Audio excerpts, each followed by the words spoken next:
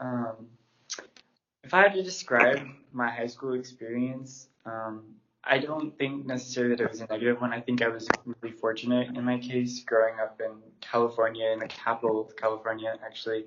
I ended up in like a really liberal area, and I think a lot of people were more open-minded, and I might have it a lot easier than others have. It's not to say that it was completely positive. There's still like bullying and a very like negative view that people have of homosexuality. Um, my personal pronouns are he and him. I feel like um, very confident and like I was, born into the right body for myself. Describing my sexual orientation, I guess. Um, I mean, it evolved. I guess you could say. I started out the first like 16 years of my life thinking that I was straight and telling myself that I was straight. Um, um, After that, like after a while, I realized that I did have some interest in guys and decided to like pursue that. Since then, I haven't really had a girlfriend, so I think um, somewhere between bisexuality and just homosexuality. Um, in high school, I think I definitely like fit in. I was among the more popular people, I guess. A lot of people liked me, and I like to think it's because I have a good personality. But um, I don't know. I think that being part of the LGBTQ community didn't really. Well, actually, I'm gonna take it back. I think to an extent it does affect like where I stand because um, it didn't have a negative effect. People weren't like, oh, like he's gay, I don't want to be his friend, or oh, he's bi, whatever. I think that we live like kind of in a time where being different is to a degree like celebrated. And so people like wanted to have a friend that was like me, that was different, that, you know, um, to a degree it's somewhat like celebrated to be part of that culture. Um, so I think it maybe made more people want to be my friend, not because they knew me, but because of like who I liked. They were like interested and intrigued. Um, as far as like gender and sexuality, I think that they were pretty commonly discussed in my school. I was fortunate enough to go to school that had a GSA, Gay Straight Alliance, and people were really okay with like talking about it, and a lot of people actually wanted to know more and learn about it. I don't think that anyone at this point that I knew wanted to be ignorant or left in the dark about things that when they could like learn more about it. I think that there could have been like more to be like said about it. I think that there were still people who were defensive and unsure, maybe because of the way they were raised, but I think that they could stand to like learn more about it, and they'd probably be more comfortable with that. Um,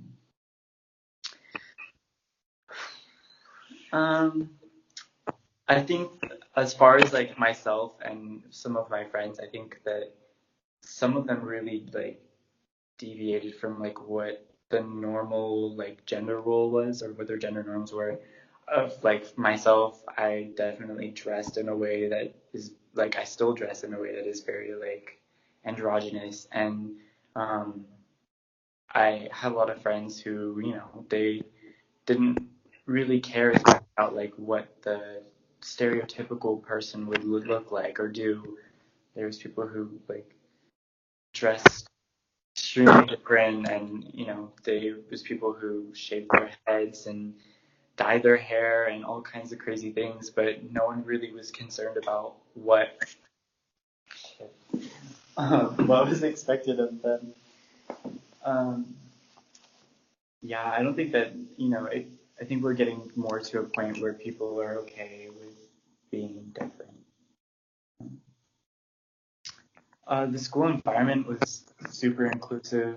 I mean, they did have like a place for us to go to, people that we could talk to. We being like LGBTQ. They definitely like were they were supportive, and to be honest, they wanted to make as safe a place as they could. I think. Um, um, I mean, that doesn't mean that this entirety of the school was safe. Um, me, like, I was bullied like growing up before I even like came out to myself or anyone else. People would call me gay, they call me a faggot based on like how I act, how I sounded, the way I dressed, the way I walked. They pick on anything and everything they could. And I think the people that did that, they weren't even sure themselves like what that meant.